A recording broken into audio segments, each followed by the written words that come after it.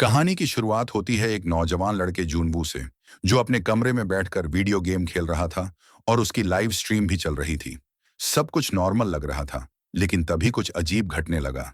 अचानक उसके chat box में लोग बार बार एक ही बात लिखने लगे, भागो, अभी निकलो। जूनवू को पहले लगा ये सब सिर्फ उसके फैंस का कोई प्रैंक है, लेकिन तभी उसके फोन पर एक सरकारी आपातकालीन चेतावनी आई और ठीक उसी वक्त बाहर से तेज धमाके की आवाज आई। उसके बाद चीख पुकार शुरू हो गई। कंफ्यूज होकर जूनवू बालकनी में गया और जैसे ही उसने बाहर झांका, उसके होश उड़ गए। पूरा इलाका अफरा तफरी में था। लोग इधर उधर जान बचाकर भाग रहे थे। कुछ बिल्डिंग्स से कूद रहे थे, कोई चिल्ला रहा था। एक फायर ट्रक सड़क पर बेकाबू होकर टकरा गया और तभी उसकी नजर पड़ी। एक इंसान दूसरे इंसान को जानवरों की तरह काट रहा था। जून वो समझ ही नहीं पा रहा था कि ये हो क्या रहा है। तभी एक माँ अपनी छोटी बच्ची को बचाने के लिए हाथ में चाकू लेकर भागी, लेकिन जैसे ही उसने बेटी को पकड़ा, उसकी वही बेटी अचानक उस पर टूट पड़ी और उसे ही काटने लगी। जून वू की रूह तक कांप गई। उसे समझ नहीं आ रहा था कि अब क्या किया जाए। तभी उसके फ्लैट के दरवाजे पर जोर जोर से कोई दस्तक देने लगा। उसने धीरे से झांक कर देखा तो बाहर सब शांत लग रहा था। थोड़ी हिम्मत करके उसने दरवाजा खोला और तभी एक आदमी तेजी से अंदर घुस आया। ये उसका पड़ोसी सांगचुल था, जिससे उसकी ज्यादा बनती नहीं थी। जून वो घबरा गया और उसे जाने को कहा, लेकिन सांगचुल ने विनती करते हुए कहा कि उसे सिर्फ बाथरूम यूज करना है, बस 1 मिनट। जून वू ने झिझकते हुए हाँ कर दी और टीवी ऑन किया। तभी उसे सच्चाई का पता चला। एक अजीब और खतरनाक वायरस पूरे शहर में फैल चुका है। यह वायरस इंसानों को खतरनाक झोंबी जैसा बना देता है और अगर कोई किसी को काट ले तो वह भी वैसा ही बन जाता है। इतना सुनते ही जूनवू की नजर सांगचुल के खून से सने कपड़ों पर पड़ी। उसका शक गहराने लगा। वह तुरंत एक चाकू उठा लाया और चिल्लाया, बाहर निकलो।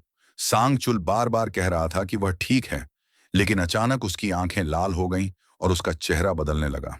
वह झोंबी में बदल रहा था।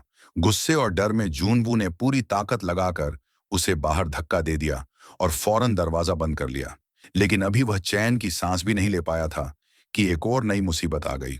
उसके शोर की वजह से आसपास के झोंबी सतर्क हो गए थे और बाहर खड़ा सांगचुल, जो अब पूरी तरह से झोंबी बन चुका था, उसे एक और झोंबी ने आकर बेरहमी से मार डाला। जूनवू की हालत अब पूरी तरह बिगड़ने लगी थी। आंखों के सामने जो कुछ उसने देखा वो किसी डरावने सपने से कम नहीं था।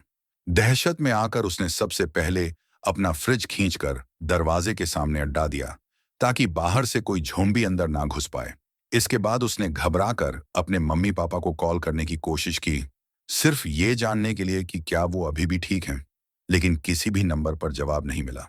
दिल की धड़कनें तेज हो रही थीं, लेकिन कुछ देर बाद उसकी माँ का एक छोटा सा मैसेज आया, हम अभी सेफ हैं, तुम घर से बाहर मत निकलना और रेस्क्यू का इंतजार करना।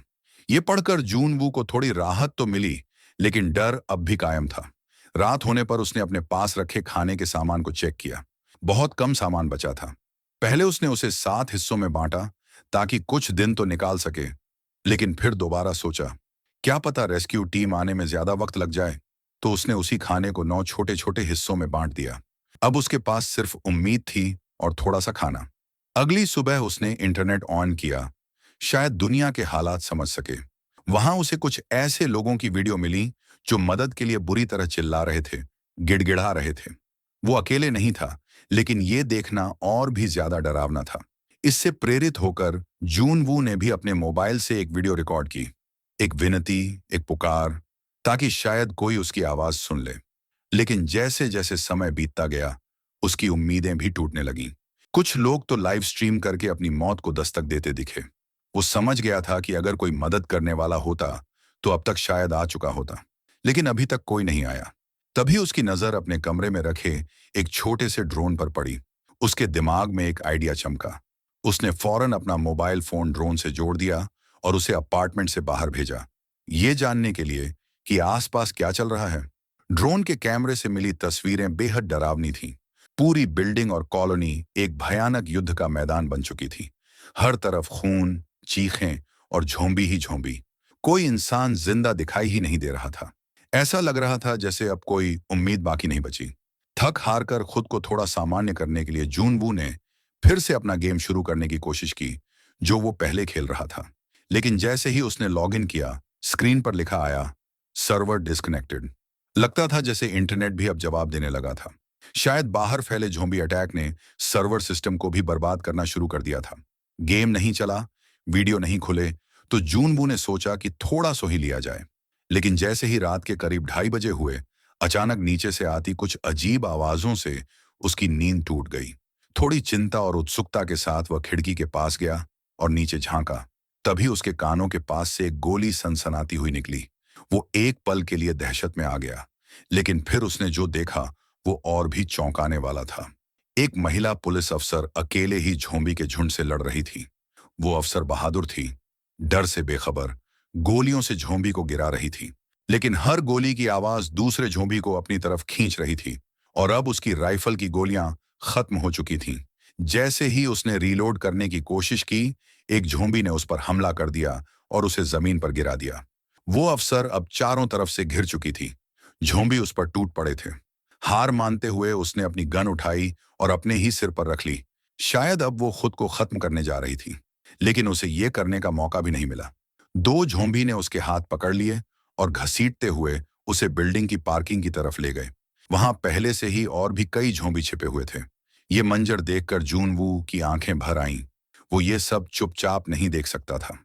उसने अपनी पूरी ताकत से चिल्लाना शुरू किया, सिर्फ इसीलिए कि ज़ॉम्बी उस औरत से ध्यान हटाकर उसकी तरफ आ जाएं। लेकिन तब तक बहुत देर हो चुकी थी। ना वो महिला बच सकी और ना ही उसकी कोशिश काम आई। लेकिन अब एक नई मुसीबत जूनवू के दरवाजे तक आ चुकी थी। अचानक एक जोरदार धमाके की आवाज आई। दरवाजे के पीछे लगाया गया फ्रिज जोर से हिला। किसी ने बाहर से उसे लात मारी थी। वो कोई और नहीं, वही भयानक ज़ॉम्बी था जिसने उसके पड़ोसी सांगचुल को मार डाला था। अब वो सीधे जूनवू की तरफ आ रहा था। जूनवू ने डर के मारे तुरंत फ्रिज को दोबारा दरवाजे पर धकेलने की कोशिश की, लेकिन वो ज़ॉम्बी इतना ताकतवर था कि वो किसी भी पल दरवाजा तोड़ सकता था। इसी बीच जूनवू के दिमाग में एक आइडिया आया। ये ज़ॉम्बी स्मार्ट नहीं है, लेकिन मैं हूं। जैसे ही ज़ॉम्बी ने दरवाजा तोड़ना शुरू किया, जूनवू दौड़कर बालकनी पर गया और बिना कुछ सोचे वह रेलिंग से नीचे की तरफ लटक गया। ज़ॉम्बी ने उसे पीछा करते हुए छलांग मारी, लेकिन वह सीधे ऊंची बिल्डिंग से नीचे गिर गया। जूनवू मुश्किल से बालकनी की ग्रिल पकड़ पाया, लेकिन किसी तरह अपना संतुलन बनाते हुए वापस ऊपर चढ़ गया। एक बार फिर वो मौत के मुंह से बाल बाल बच निकला। लेकिन अब वो जानता था कि ऐसे और मौके आते रहे तो ज्यादा दिन जिंदा रह पाना आसान नहीं होगा। जूनवू ने जैसे ही नीचे झांका, उसका दिल टूटकर बिखर गया। जिसे वो बचाना चाहता था, वो बहादुर महिला पुलिस अफसर, अब खुद एक ज़ॉम्बी बन चुकी थी। उसे देखकर लग रहा था जैसे इंसानियत ने हार मान ली हो। अब जूनवू पूरी तरह टूट चुका था। उसने अपना दरवाजा और भी कसकर बंद कर लिया, जैसे खुद को इस डरावनी दुनिया से पूरी तरह अलग करना चाहता हो। उसने बाहर की दुनिया से उम्मीदें छोड़ दी। अब उसकी जिंदगी बस 4 दीवारों के अंदर ही रह गई थी। उसने अपने पापा की पुरानी शराब की बोतलें निकाल लीं और धीरे धीरे पीने लगा। भूख लगी तो इंस्टेंट नूडल्स खा लिए, थक गया तो सो गया, और जब मन टूटता तो चुपचाप रो लिया।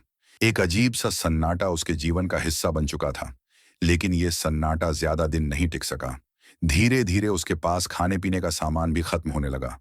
अब हालात बद से बदतर हो चुके थे। उसे लगने लगा कि अब उसका अंत निकट है। लेकिन तभी किस्मत ने एक आखिरी बार दस्तक दी।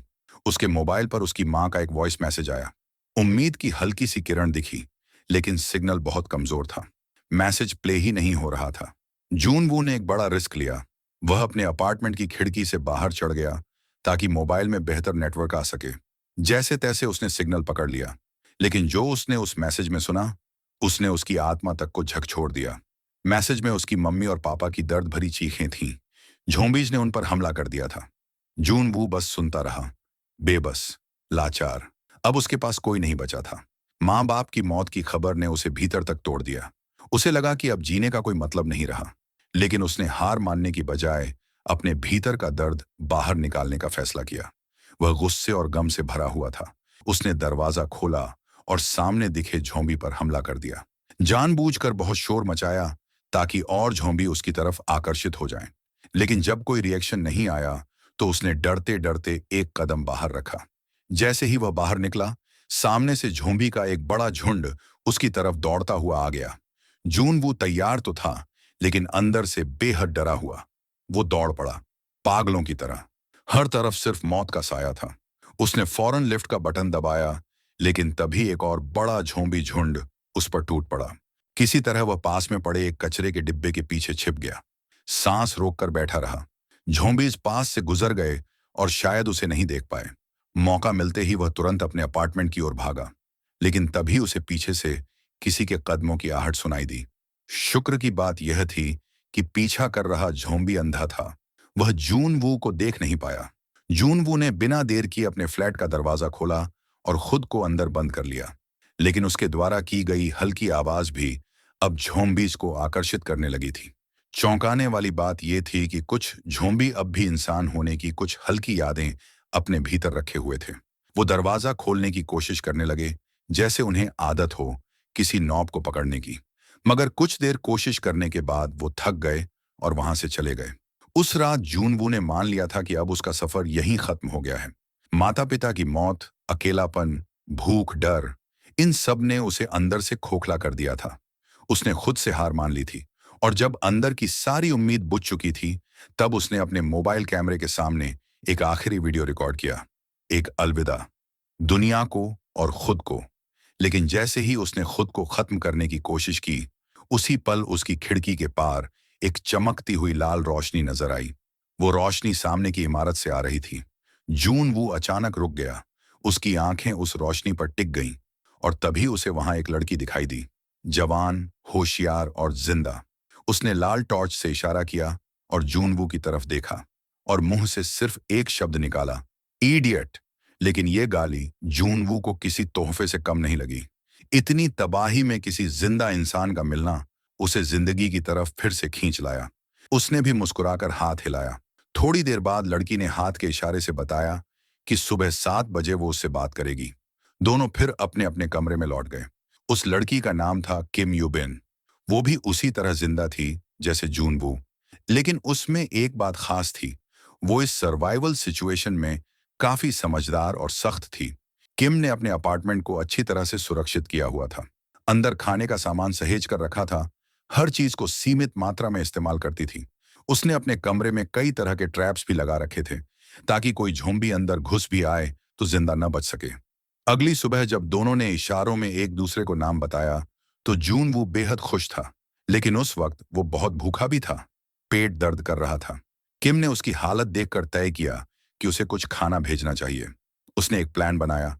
उसने एक बेसबॉल में रस्सी बांधी और उसे सामने की बिल्डिंग में फेंकने की कोशिश की, ताकि दोनों अपार्टमेंट को एक तरह से जोड़ा जा सके। लेकिन दूरी का अंदाजा थोड़ा गलत हो गया। सौभाग्य से जूनवू ने समझ लिया कि किम क्या करना चाहती है। उसने तुरंत अपना ड्रोन निकाला, रस्सी उसमें बांधी और उसे उड़ाकर सीधे किम के पास भेज दिया। यह आइडिया काम कर गया। थोड़ी ही देर में किम ने फूड पैकेट रस्सी से बांधकर उसकी तरफ भेज दिया। जूनवू के चेहरे पर पहली बार मुस्कान आई। उसने कई दिनों बाद ढंग का खाना खाया, लेकिन यह राहत ज्यादा देर तक नहीं चली। अचानक एक फायरमैन जो अब झोंबी बन चुका था, उसकी नजर रस्सी और बेसबॉल पर पड़ गई। वह धीरे धीरे उस दिशा में बढ़ने लगा। जूनवू ने तुरंत किम को चेतावनी दी। किम ने रस्सी खोलने की कोशिश की, लेकिन तभी झोंबी ने जोर से रस्सी खींची और उसका असर यह हुआ कि किम के ऊपर एक भारी टेबल गिर पड़ी और वह बेहोश हो गई। अब हालात और भी बिगड़ चुके थे। वो झोंबी किसी आम झोंबी जैसा नहीं था। उसमें इंसानों जैसा सोचने की शक्ति बची थी। वो सीधे बिल्डिंग की दीवार पर चढ़ने लगा और किम के कमरे की तरफ बढ़ रहा था। जूनवू ने पास से एक बोतल उठाई और उसे झोंबी की तरफ फेंकी, ताकि उसका ध्यान भटके, लेकिन उसका कोई असर नहीं हुआ। वो रुकने वाला नहीं था। अब आखिरी कोशिश के तौर पर जूनवू ने फिर से अपना ड्रोन उड़ाया। इस बार वो झोंबी के चेहरे के पास जाकर उसे परेशान करने लगा। ये चाल थोड़ी देर के लिए काम कर गई, लेकिन झोंबी ने गुस्से में आकर ड्रोन पर एक जोरदार वार किया और वो नीचे गिर गया। जैसे ही झोंबी किम के कमरे में घुसने ही वाला था, सौभाग्य से किम को होश आ गया। वो फुर्ती से खड़ी हुई और खुद को बचाया। उसी शाम तेज बारिश होने लगी। दोनों ने इस मौके का फायदा उठाया। उन्होंने बर्तन और कटोरे बाहर रख दिए, ताकि पानी इकट्ठा कर सकें। इतने दिनों बाद उन्हें पानी की भी उम्मीद नजर आई। फिर किम ने दूरबीन निकाली और एक दिलचस्प चीज देखी। पास की एक बिल्डिंग के 8वें फ्लोर पर कोई झोंबी नहीं था। शायद वहां कुछ खास था, या शायद कोई मौका। समय अब तेजी से आगे बढ़ रहा था, लेकिन उनके पास जो थोड़ा बहुत खाना बचा था वो अब लगभग खत्म हो चुका था। हालात ऐसे हो चुके थे कि अगर उन्हें जिंदा रहना है तो अब अपार्टमेंट से बाहर निकलकर कुछ खाने का इंतजाम करना ही होगा। डर अपनी जगह था, लेकिन भूख अब जानलेवा बन चुकी थी। उस रात जूनवू ने तय किया कि वो खुद जाकर कुछ खाने का सामान ढूंढेगा। उसने अपने पैरों पर तौलिया लपेट लिया ताकि चलते वक्त कोई आवाज ना हो। फिर हाथ में बेसबॉल बैट लिया और धीरे से दरवाजे को खोला। बाहर गलियारे में सब कुछ शांत था और डरावना भी। चलते चलते उसकी नजर एक लाश पर पड़ी। वो उसके ही किसी पड़ोसी की थी। लाश के पास कुछ चाबियां पड़ी थीं। जूनवू ने वो चाबियां उठाई और पास वाले एक फ्लैट का दरवाजा खोल लिया। जैसे ही वो अंदर गया, वहां एक आदमी फर्श पर पड़ा था। उसने सावधानी से एक जूता उठाकर उस पर फेंका। कोई हरकत नहीं हुई। लग रहा था कि वह मर चुका है। थोड़ी राहत महसूस करते हुए जूनवू ने पूरे घर की तलाशी लेनी शुरू कर दी। फ्रिज खोलते ही सड़ी हुई चीजों की बदबू ने उसे उल्टी करवा दी। लेकिन शुक्र है, कुछ डिब्बा बंद खाना और ड्रिंक्स अब भी सही सलामत थे। उसने उन्हें पैक किया और वापसी की तैयारी की। जाते वक्त उसे और भी खाने के पैकेट और 2 वॉकी टॉकी भी मिल गए। लेकिन बस यहीं पर उससे एक चूक हो गई। जिज्ञासावश उसने वहां पड़ी लाश को गौर से देखने की कोशिश की और तभी पीछे से एक झोंबी ने उस पर झपट्टा मारा। जून वू ने फुर्ती से उस पड़ी हुई लाश को अपनी ढाल बना लिया और झोंबी का वार रोक लिया। फिर बिना पीछे देखे वह दौड़ पड़ा, भागता हुआ अपने फ्लैट की ओर और जाकर जोर से दरवाजा बंद कर लिया। दिल बुरी तरह धड़क रहा था, लेकिन जान बच गई थी। उस रात जून वू ने कई दिनों बाद भरपेट और चैन से खाना खाया। फिर उसने एक बॉक्स में आधा खाना और एक वॉकी टॉकी रखा और उसे रस्सी के जरिए किम की बिल्डिंग तक पहुंचा दिया। अगली सुबह वॉकी टॉकी पर किम की मीठी सी आवाज सुनाई दी। शुक्रिया कहा। जून वू के लिए ये एक इमोशनल पल था। इतने दिनों बाद किसी इंसानी आवाज को सुनना, जैसे फिर से उम्मीद लौट आई हो। अब दोनों हर दिन वॉकी टॉकी पर बातें करने लगे। उनकी ये दोस्ती इस बर्बाद हो चुकी दुनिया में एक नई रोशनी बन गई थी। बातों बातों में वो हंसते भी थे और डरते भी, लेकिन एक दूसरे का साथ ही उन्हें मजबूत बनाए हुए था। इसी दौरान एक शाम जब वे आराम से बातें कर रहे थे, तभी उन्होंने एक अजीब सी आवाज सुनी, जैसे बाहर बारिश हो रही हो। जून वो खिड़की की ओर दौड़ा, पानी इकट्ठा करने की उम्मीद में। लेकिन जैसे ही उसने खिड़की खोली, उसके चेहरे का रंग उड़ गया। वो कोई बारिश नहीं थी, वो तो झोंबीज के दौड़ते कदमों की गूंज थी। पता नहीं क्यों, लेकिन इस बार सारे झोंबी एक साथ पागल हो चुके थे और इमारतों की तरफ दौड़ रहे थे। जून वू और किम दोनों तुरंत जमीन पर लेट गए। अब एक हल्की सी भी आवाज उनकी मौत बन सकती थी। किम ने अपने पास रखा एक एक्स उठाया, लेकिन गलती से उसके हाथ से एक शेल्फ टकरा गया और वह जोर से गिर गया। आवाज सुनते ही झोंबीज का ध्यान उसकी ओर चला गया। वो धीरे धीरे उसके अपार्टमेंट की ओर बढ़ने लगे। किम बुरी तरह घबरा गई। दरवाजे के पास कदमों की आहट सुनाई देने लगी। तभी जून वू ने तुरंत वॉकी टॉकी पर उससे उसका अपार्टमेंट नंबर पूछा। जैसे ही झोंबी उसके दरवाजे तक पहुंचे, ठीक उसी समय पास वाले फ्लैट में एक मोबाइल की रिंगटोन बजने लगी। झोंबीज उस तरफ मुड़ गए, कंफ्यूज हो गए, और तभी सच्चाई सामने आई। जून वू ने बड़ी चालाकी से किम के पड़ोसी के मोबाइल नंबर पर कॉल किया था ताकि ज़ॉम्बीज का ध्यान भटका सके। उसकी तेज सूझबूझ ने किम की जान बचा ली। अब हालात पूरी तरह हाथ से निकल चुके थे। जून वू और किम जिस फ्लोर पर रह रहे थे, वहां ज़ॉम्बीज का कब्जा हो चुका था। ऊपर से उनका खाना भी लगभग खत्म हो गया था। अब यहां रहना सीधा मौत को गले लगाने जैसा था। दोनों ने मिलकर एक प्लान बनाया। वो अब उस फ्लोर पर शिफ्ट होंगे जिसे किम पहले ही ज़ॉम्बी फ्री स्काउट कर चुकी थी। किम ने अपने अपार्टमेंट से रस्सी नीचे की तरफ मजबूती से बांधी। जूनवू ने कहा कि वो पहले जाएगा, लेकिन किम ने कुछ भी सुने बिना बिना किसी झिझक के सीधे अपने अपार्टमेंट से छलांग लगा दी। जैसे ही वो नीचे उतरी, चारों तरफ से ज़ॉम्बीज उस पर टूट पड़े। लेकिन किम तैयार थी। उसने तुरंत अपनी क्लाइंबिंग पिक निकाली और ज़ॉम्बीज को चीरती हुई आगे बढ़ने लगी। ऊपर से यह सब देख जूनवू दंग रह गया। लेकिन अगले ही पल एक ज़ॉम्बी ने किम को पीछे से धक्का दे दिया और वो गिर पड़ी। उसी वक्त जूनवू भी नीचे कूद आया और उस ज़ॉम्बी पर वार कर दिया। उसने किम को खींचते हुए सीढ़ियों के रास्ते अंदर ले आया और दोनों ने मिलकर कांच का दरवाजा बंद कर दिया। ज़ॉम्बीज का झुंड ठीक पीछे था और दरवाजा अब टूटने ही वाला था। ऐसे में उन्होंने तुरंत लिफ्ट में छलांग लगा दी। किस्मत से लिफ्ट में बैकअप पावर अब भी चालू थी। लिफ्ट उन्हें सीधे उस 8वें फ्लोर पर ले गई जिसे उन्होंने पहले से ही स्काउट कर रखा था। वहां ज्यादा खतरा नहीं था। फ्लोर पर पहुंचते ही दोनों ने एक एक करके सभी दरवाजे चेक करने शुरू कर दिए ताकि कोई सेफ रूम मिल जाए। लेकिन तभी बरामदे में उन्हें एक अकेला ज़ॉम्बी दिखाई दिया। जूनवू ने सोचा कि अकेला है तो इससे निपट लिया जाएगा। लेकिन जैसे ही वह आगे बढ़ा, स्टेयरवेल से पूरी ज़ॉम्बी की भीड़ अंदर घुस आई। अब हालात एकदम बेकाबू हो चुके थे। किम दरवाजे खोलने की कोशिश में लग गई, जबकि जूनवू एक गेट तोड़कर ज़ॉम्बीज का रास्ता रोकने लगा। तभी अचानक एक दरवाजा खुला और एक हाथ बाहर आया। उसने किम को अंदर खींच लिया। कुछ ही सेकंड में एक स्मोक ग्रेनेड हॉलवे में फेंका गया और एक रहस्यमय आदमी सामने आया। उसने जूनवू को भी अंदर खींच लिया। फिलहाल दोनों सुरक्षित थे, लेकिन किम अब भी सतर्क थी, क्योंकि उसे याद था कि यह फ्लोर तो पूरी तरह खाली था। तो यह आदमी यहाँ कैसे? वह आदमी पानी लेकर आया और बोला, घबराओ मत, मैं तुम्हारी हालत समझ सकता हूँ। वह खुद भी थका हुआ लग रहा था। जब उसने पानी एक ही घूंट में पी लिया, तब जाकर जूनवू और किम ने भी धीरे धीरे पीना शुरू किया। वह आदमी काफी फ्रेंडली लग रहा था। फिर उसने खाने का सामान निकाला। दोनों इतने भूखे थे कि खाना देखकर जैसे टूट पड़े। आदमी ने कहा, आराम से खाओ, मैंने रेडियो पर सुना है कि रेस्क्यू टीम रास्ते में है। ये सुनते ही जूनवू और किम की आंखों में उम्मीद की चमक लौट आई।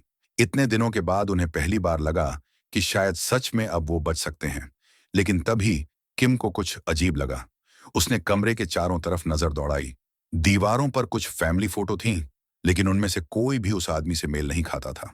वो उलझन में पड़ गई और तभी जूनवू अचानक उसकी बगल में बेहोश होकर गिर गया। किम घबरा गई, लेकिन अब उसकी भी नजरें धुंधली होने लगी थीं और कुछ सेकंड में वह भी फर्श पर गिर पड़ी। उस रहस्यमयी आदमी का असली चेहरा अब सामने आने वाला था। जैसे ही किम होश में आई, उसने खुद को एक अजीब से कमरे में पाया। उसकी आंखों के सामने एक महिला थी, जो किसी जंजीर से बंधी हुई थी। उसकी आंखें लाल थीं और उसके शरीर से अजीब हरकतें हो रही थीं। तभी उसे एहसास हुआ, ये कोई और नहीं, उस आदमी की पत्नी थी, लेकिन अब वो पूरी तरह ज़ॉम्बी बन चुकी थी। वो आदमी अपनी पत्नी को किसी भी हाल में खोना नहीं चाहता था। इसलिए जब वो ज़ॉम्बी बन गई, तब भी उसने उसे अपने पास ही रखा और उसकी भूख मिटाने के लिए वो चुपचाप दूसरे बचे हुए लोगों को लाकर उसे खिला देता था। इस बिल्डिंग की जो पुरानी फैमिली थी, वो सब अब इस खौफनाक भूख का हिस्सा बन चुकी थी। किम के सामने अब असली खतरा था, सिर्फ ज़ॉम्बी नहीं, बल्कि इंसानी पागलपन। वो आदमी बाहर से धीरे धीरे रस्सी डीली करने लगा, जिससे ज़ॉम्बी पत्नी बंधी थी। किम की चीख सुनाई दी, लेकिन उसके पास भागने की जगह नहीं थी। डर से कांपती हुई वो पीछे हटने लगी। उसी पल जूनवू की भी आंख खुल गई। हालात समझते ही उसने लड़खड़ाते हुए खुद को उठाया और बंदूक लेकर उस आदमी पर तान दी। पर वो आदमी बिल्कुल शांत था, मानो उसने हार मान ली हो। उसकी आंखों में सिर्फ थकावट थी। जूनवू ने आगे बढ़कर रस्सी पकड़ने की कोशिश की, लेकिन ज़ॉम्बी इतनी ताकतवर थी कि वो काबू में नहीं आई। रस्सी उसके हाथ से फिसल गई और खतरा और पास आ गया। वो दरवाजे तक भागा, लेकिन दरवाजा अंदर से लॉक था। अगले ही पल कमरे में एक दर्दनाक चीख गूंजी और फिर एकदम सन्नाटा। क्या अब सब खत्म हो गया था? लेकिन हकीकत कुछ और थी। किम ने होशियारी दिखाई थी। उसने ज़ॉम्बी के मुंह पर तकिया रखकर अपने आप को बचा लिया था। लेकिन आदमी अब भी उस ज़ॉम्बी औरत को वैसे ही प्यार से देख रहा था, जैसे पहले देखा करता था। किम ये सब और बर्दाश्त नहीं कर सकी। उसने बंदूक उठाई और दोनों को वहीं खत्म कर दिया। लेकिन उस एक गोली की आवाज ने इमारत के हर ज़ॉम्बी को जगा दिया। चारों तरफ से राक्षसी भीड़ दरवाजे तोड़ने लगी। अब उनके पास सिर्फ दो रास्ते थे, या तो लड़ो या फिर मरने के लिए तैयार हो जाओ। किम और जूनवू ने एक दूसरे को देखा, हल्की सी मुस्कान दी और हथियार उठा लिए। मगर तभी एक तेज आवाज आई, किसी हेलीकॉप्टर की। वे भागकर खिड़की की तरफ गए और आंखों में उम्मीद की चमक दौड़ पड़ी। सचमुच रेस्क्यू हेलीकॉप्टर आ चुका था। दोनों हिम्मत जुटाकर दौड़े, जॉम्बीज को चकमा देते हुए छत तक पहुंचे। जूनवू ने रास्ते में पड़ी साइकिल जॉम्बीज की भीड़ के बीच फेंक दी ताकि वे रुक जाएं। ऊपर पहुंचते ही उन्होंने दरवाजा बंद कर दिया, पर जॉम्बी तो दरवाजे को तोड़ ही रहे थे। इसी बीच हेलीकॉप्टर ने उन्हें देख लिया और चारों ओर फायरिंग शुरू कर दी। आखिरकार दोनों को बचा लिया गया। रेस्क्यू के बाद रेडियो टॉवर भी फिर से चालू हो गया। अब बचे हुए दूसरे लोग भी एसओएस सिग्नल भेजने लगे, क्योंकि जब तक इंसान जिंदा है, उम्मीद कभी नहीं मरती। इसी के साथ ये थ्रिल और सर्वाइवल से भरी कहानी यहीं खत्म होती है। अगर आपको ये वीडियो पसंद आया हो तो एक प्यारा सा लाइक ठोक देना, चैनल को सब्सक्राइब जरूर करना और कमेंट में बताना कि आपको कहानी कैसी लगी।